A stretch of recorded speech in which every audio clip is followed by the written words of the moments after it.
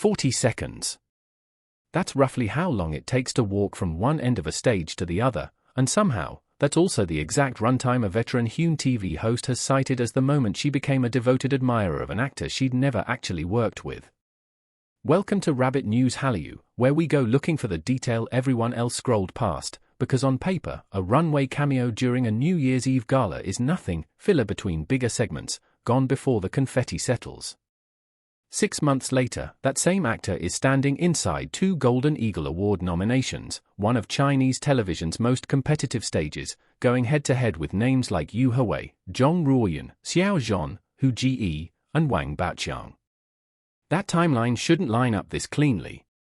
And that's exactly why it's worth slowing down.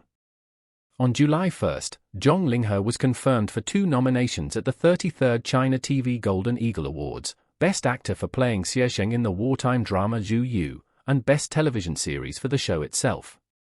The second-round online voting window runs from June 30th through July 6th, and the final nomination list gets built from whoever clears this round. Most coverage will stop right there, treat it as a checkbox story, log the nomination, move on. What that coverage skips is the 6-month sitting underneath it, and specifically, the 40-second sitting at the very start of that stretch. Here's why that detail is strange rather than trivial. On December 31st, 2025, Zhang walked a runway segment during Hallyu TV's New Year's Eve gala, a brief, easy-to-miss appearance in the flow of a multi-hour broadcast. Shen Mengchen, a host with decades in the industry, later ranked him 3rd on her personal list of favorite people during a game segment on the variety show Our Dorm, placing him behind only He Jiong, who watched her grow up professionally, and Yang Di, a friend of many years who has never once forgotten her birthday. 3rd place, on a list otherwise built from relationships measured in decades, went to 40 seconds of stage time. That's not a ratio industry veterans typically produce for someone they haven't actually worked alongside. And here's where the story gets stranger, because that same window also built an entirely different public identity for Zhang, one with zero overlap in tone. On the deduction variety show Let's Start Reasoning, now in its 4th season, he developed an online reputation completely disconnected from award season gravitas. In early episodes, he'd cover his face, visibly flustered, whenever a game mechanic called for a jacket to come off unexpectedly. By this season, he strips it off the instant he walks into the room, no hesitation, before anyone even asks.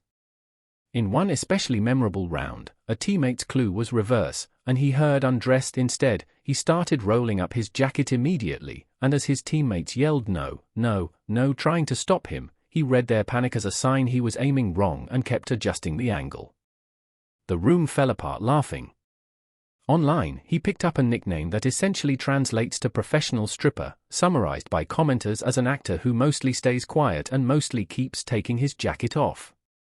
That's the version of Zhang Linghe most casual viewers actually know, not the restrained general in period armor, but the guy with the reflexive undressing habit. And normally, that kind of viral comedic identity does the opposite of building award season credibility. It's the sort of thing a management team spends real effort trying to bury before nomination season, not something that keeps circulating right alongside it. But the detail that actually explains why this is happening now doesn't live in the awards announcement, and it doesn't live in the variety show blooper reel either. It lives in the 6-month sitting between them. Look at where that 40-second placement actually sits on the calendar, and a pattern starts to form.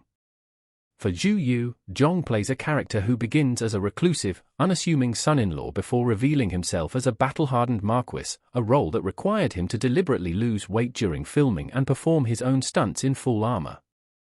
Reviewers singled out his restraint, the tension he carried in early wordless scenes, the mix of resolve and control in the battlefield sequences that followed. That's a performance built entirely on withholding, on making the audience wait for what's underneath.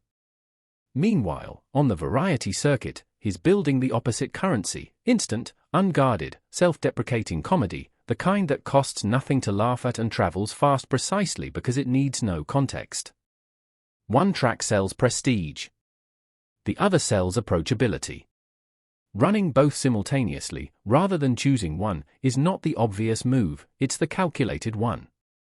Industry observers might read this dual positioning as a deliberate hedge, a way of keeping a serious dramatic actor from reading as inaccessible right as award season attention turns toward him, though the available material doesn't confirm this was an explicit agency strategy rather than a byproduct of simply doing a lot of different projects at once. There's a professional pressure angle worth sitting with too.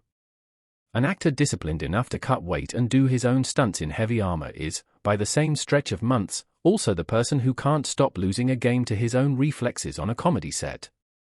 Those aren't contradictory traits so much as two different responses to being watched constantly, one channel where control is the performance, and one where the joke is that control briefly fails.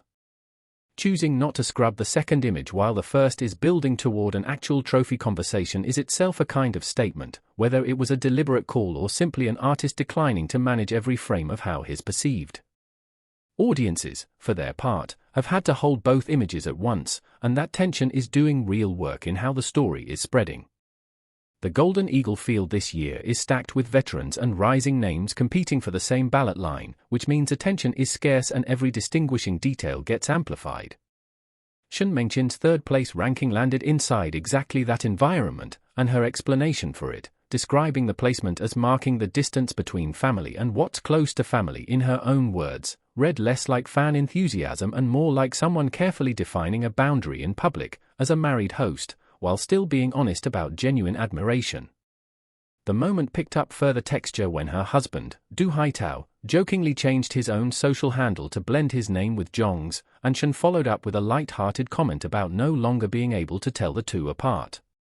Commenters read the exchange as a display of real emotional intelligence, turning a potentially awkward ranking into something that read as warm rather than uncomfortable. Zhang's own response, by most accounts, matched that tone. He asked the room to let her finish speaking, addressed her respectfully throughout, cooperated with photo requests, and wrote a note of encouragement in her autograph addressing her insecurities about her appearance. Which brings the story back to where it started.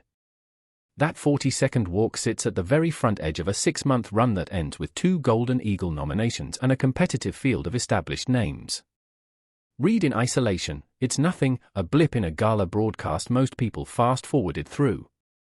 Read as the opening data point in a trajectory, it starts to look like something else, a small, low-cost, high-visibility placement that either kicked off or coincided with a much larger repositioning, one that ran a serious dramatic role and a viral comedic identity on parallel tracks at the same time. Chinese television has increasingly leaned on exactly this kind of dual-track visibility, gala platforming paired with variety show virality, as young actors try to build both critical and mainstream footholds simultaneously, particularly as productions like Hallyu find audiences well beyond the mainland, including sustained popularity in Taiwan. None of